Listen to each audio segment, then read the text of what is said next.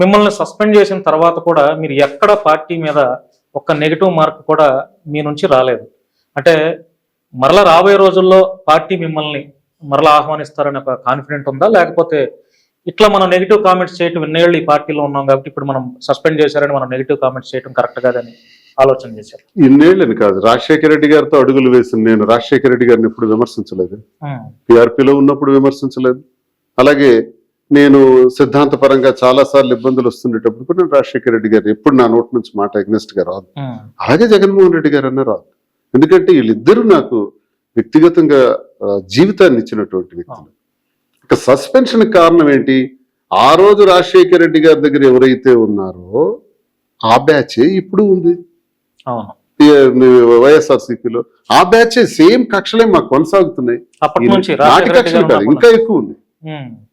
ఇప్పుడు నాది ఎలాంటిదంటే శత్రువు మీద పోరాడాలి ఒక ఎత్తు, పార్టీలో సొంత పార్టీలోనే నాకున్న సొంత పార్టీలోనే నేను కొంతమందితో పోరాడాలి, అది మరో సమస్య. ఇంటి నుంచి కూడా పోరాటం, ఇది మరో సమస్య. ఇన్ని సమస్యలు ఎదుర్కొంటూ రాజకీయాల్లో నెట్టుకుంటూ వస్తున్నటువంటి వాడిని నేను. కాబట్టి నాకు ఇదేం పెద్ద సమస్య కాదు.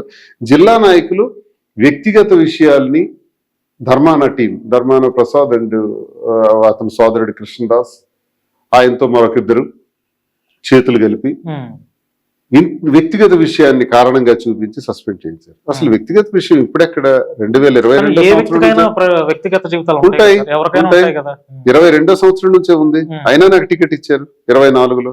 23లో టికెట్ వదులుకున్నాను కూడా. అవసరమైతే వాణి గారికి ఇచ్చేయండి అని చెప్పాను తప్ప నేను టికెట్ల కోసం వెంపర్లాడలేదు. అయినా మళ్ళీ 24లో నాకు టికెట్ సస్పెండ్ చేయని పార్టీ ఇప్పుడు ఎందుకు? అప్పుడు గొడవలు అవుతున్నప్పుడు కూడా చెయ్యాలి, అసలు అప్పుడు ఇప్పుడు అంతా సర్దుమణిపోయి 8 నెలలు అయిపోయి మేము వ్యాపారంలోకి వచ్చేసి మా పిల్లల్ని మేము చూసుకుంటున్నాం, ఆస్తులన్నీ గట్టిగా మాట్లాడుతున్నాను అన్ని. ఇప్పుడే ఉంది క్రమశిక్షణ కమిటీ అందినటువంటి ఫిర్యాదుల మేరకు అని అన్నారు. ఆ క్రమశిక్షణ కమిటీలో మా జిల్లా నుంచి ఉన్నారు ఒకళ్ళిద్దరు.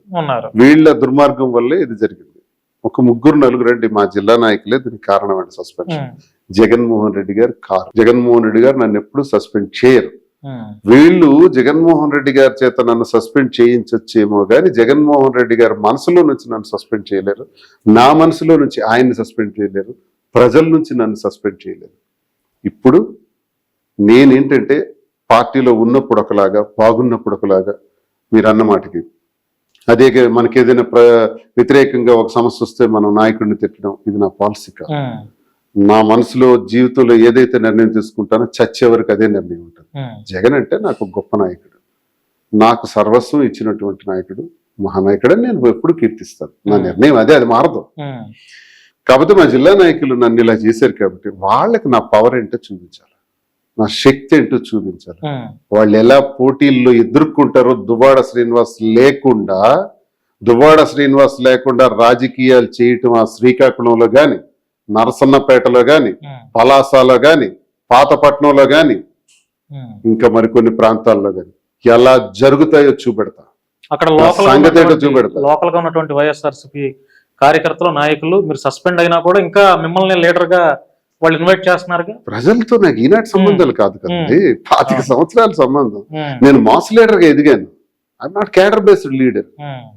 క్యాడర్ నేనే తయారు చేసుకుంటా. ఆ మాస్ లో నుంచి, ఆ జనం నుంచే రామారావు, రంగారావు, కృష్ణారావు నేను తయారు చేసుకుంటా. నేను తయారు చేసుకున్న వాళ్ళే కాంగ్రెస్ క్యాడర్ అయ్యారు. మీకు తెలీదు, 2000 సంవత్సరంలో నేను అడుగు పెట్టినప్పుడు కాంగ్రెస్ పార్టీ ఎక్కడుంది అని ప్రశ్నించిన రోజులు ఉన్నాయి. ఎర్రన్నాయుడు అట్టడుగున అసలు కాంగ్రెస్ అడ్రస్ లేని రోజుల్లో ప్రతి ఇంటికి వెళ్ళి కలిసి ఒక్కొక్కడిని తయారు చేసుకుంటా వచ్చాను గ్రామాల్లో. వాళ్లే ఈరోజు వైసీపీ క్యాడర్, వాళ్లే పార్టీకి ఉపయోగపడిన వాళ్ళు. 80% ఇది మాకు టెక్కల్లో ఎవరికైనా కాదని చెప్పమానండి, దమ్ముంటే ఈ కెమెరా పట్టుకుని వెళ్ళమనండి. నేను కష్టపడి తయారు చేసిన క్యాడర్ ఇప్పుడు చేసుకుంటా. ఇప్పుడు నేను ఆ జనంలో నుంచి మళ్ళొక్కడిని తయారు చేస్తా. పిఆర్పీలో కూడా నేను తయారు చేసిన క్యాడరే. నేను పిఆర్పీలో ఉన్నప్పుడు కూడా ఇప్పుడు తయారు చేస్తా. వ్యక్తిగతంగా తయారు చేసిన క్యాడర్తో గట్టిగా పనిచేస్తా. నా శక్తి ఏంటో నన్ను సస్పెండ్ చేయించిన వాళ్ళకి చూపెడతా. అప్పుడు గాని ఒక్కొక్కడికి బెండు తెగదు. ఇంతకు ముందు మీరు పార్టీలో ఉన్నారు కాబట్టి మీ మీదకు ప్రత్యర్థులు ఎవరైనా మీ మీదకి వస్తే పార్టీ కొంత సపోర్ట్ ఉంటది. అంటే పార్టీ తరఫు నుంచి పెద్ద పెద్ద వాళ్ళు మాట్లాడటం సపోర్ట్ గా ఉంటుంది. ఇప్పుడు మీరు పార్టీలో లేరు, ప్రత్యర్థులకు ఇంకా మిమ్మల్ని తుదముట్టించడం చాలా ఈజీ అనుకుంటా కదా. ఇప్పుడు సార్ ఎంత పార్టీ ఉన్నా, ఎంత మంది సపోర్ట్ ఉన్నా, ముందు మనకంటూ గుండెల్లో ధైర్యం ఉండాలి. ఈ గుండెల్లో ధైర్యం, ఈ మనసులో ఉన్నటువంటి కఠోరమైనటువంటి నిర్ణయాలు మనకి ఎప్పుడైతే ఉంటాయో మనం ఎదుర్కోగలం. వ్యక్తిని చూసో, పార్టీని చూసో, ఇంకెవరిని స్నేహితులను చూసో మనం ఎప్పుడు యుద్ధాలు చేయలేం. నేను ఈ రోజు వ్యక్తిగతంగానే 25 సంవత్సరాలు కూడా ప్రతి అంశంలో కూడా పోరాడాను. పార్టీ కోసం సిద్ధాంతపరమైనటువంటి పోరాటాలు చాలా చేశాను. నేను పవర్ ప్లాంట్ పోరాటం చేసినప్పుడు ఏ పార్టీ? వ్యక్తిగత, ఇండిపెండెంట్. పాదయాత్ర చేసినప్పుడు ఏ పార్టీ? ఇండిపెండెంట్. ఇప్పుడు ఎందుకు నాకు? ఇప్పుడు నేను ఇండిపెండెంట్, తటస్థుడిగానే పోతాను జనాల్లోకి, తటస్థుడిగానే తయారు చేసుకుంటాను. నా కేడర్ నేను పనిచేస్తా, చూపెడతా నా సంగతి ఏంటో.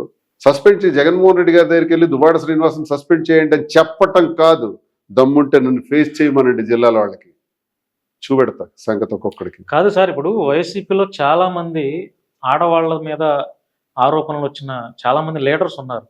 వాళ్ళు ఎవరిని చేయకుండా మిమ్మల్ని ఎందుకు చేశారు? ఇప్పుడు ఉదాహరణకి గోరంట్ల మాధవ్ ఉన్నాడు, అంబటి రాంబాబు గారు ఉన్నారు, ఆయన ఎవరు ఇంకొక ఆయన మాజీ మంత్రిగా చేసిన ఆయన ఒక ఆయన ఉన్నారు. మరి వాళ్ళు ఎవరిని చేయకుండా ఒక దువ్వాడ శ్రీనివాసన్ ఎందుకు పార్టీ సస్పెండ్ చేసింది? ఈ సబ్జెక్ట్ మీదకి వెళ్తే ఏ రాజకీయ పార్టీలో కూడా 70% మిగలరు. అంతే కదా, 70 to 80% ఎవడు మిగలడు. అవును, తీసుకోండి, బీజేపీ తీసుకోండి, ఇంకో పార్టీ తీసుకోండి, ఇంకా దేశంలో ఏ పార్టీ తీసుకోండి, ఏంటి వీఆర్ ఆల్ హ్యూమన్ బీయింగ్స్. అంతే కదా, మనం అంతా మనుషులు అల్టిమేట్ గా. ఎవడైతే మా జిల్లాలో సస్పెండ్ చేసి నీతివంతులు అనుకుంటున్నారో వాళ్ళు స్వర్గాల నుంచి దిగరాల. వాళ్ళేం తెల్ల చొక్కాలు ఇస్తే లోపల మచ్చలు లేనివి, ఇంకా దమ్ముంటే ఒక్కొక్కటి జీవిత చరిత్రలన్నీ నాకు తెలుసు, విప్పేస్తాను. ఒక్కొక్కడిని సమయం వచ్చినప్పుడు ఎలా విప్పాలో విప్పేస్తాను మొత్తం. నన్ను విప్పారు కదా, నేను చూపించా షార్ట్ చెప్పి, ఇదిగో ఎస్ నా మచ్చలు ఇవి, నేను ఇది చేశాను, నా నిర్ణయం ఇది, నేను ధైర్యంగా చెప్పగలిగాను. దమ్ముందా కృష్ణదాస్కి చెప్పుకోవటానికి? దమ్ముందా ధర్మాన ప్రసాద్కి చెప్పడానికి? దమ్ముందా అప్పలరాజుకి చెప్పడానికి? తీయాలంటే అందరి చరిత్రలు కూడా తీసేయగలను, తీస్తాను కూడా. వీళ్ళేమి స్వర్గం నుంచి డైరెక్ట్గా వచ్చినటువంటి మనుషులు కారు, ఒక్కొక్కడికి ఇన్ని ఉన్నాయి. వాళ్ళ మాట చెల్లింది, టైం సెట్ అయింది, అనుకూలంగా ఉంది వాతావరణం, నా మీద ఒక స్కడ్ వేసారు. ఓకే, స్వీకరిస్తాం, మళ్ళీ గట్టిగా నిలబడతాం, పోరాడతాం, ప్రజా జీవితంలో ఉంటాం. నా సంగతి ఏంటి చూపిస్తా. సస్పెండ్ అయిన తర్వాత జగన్మోహన్ రెడ్డి గారిని కలిసే ప్రయత్నం చేశారు ఏమన్నా? లేదు, అంతకు ముందే కలిసాను, ఆ రోజే కలిసాను. సార్ ఇందులో ఏం లేదు. జగన్మోహన్ రెడ్డి గారు మీకు ఆ క్లారిటీ ఉందా? 100%. నా మనసు నుంచి ఆయన్ని సస్పెండ్ చేయలేరు, వీళ్ళు తరం కాదు. నేను ఇప్పుడు ఏమైనా వేళల్లాగే నాలాగే ఇలాంటి పరిస్థితుల్లో వాళ్ళు ఉంటే ఎన్ని తిడతారో వాళ్ళు.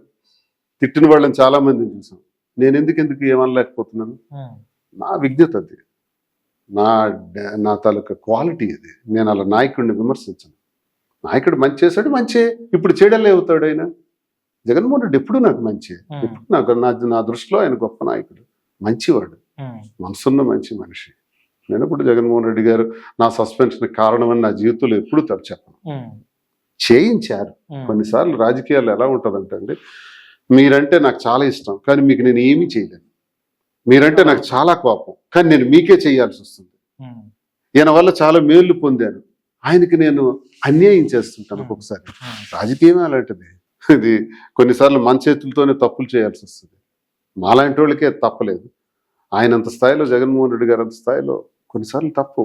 ఏదైనా జగన్మోహన్ రెడ్డి గారు ద్వారా వీళ్ళు సస్పెండ్ చేయించిన నేనేమి ఇది పెద్ద సబ్జెక్ట్ కింద తీసుకోవట్లే. సస్పెన్షన్ నాకేం పెద్ద యాక్షన్ కాదు.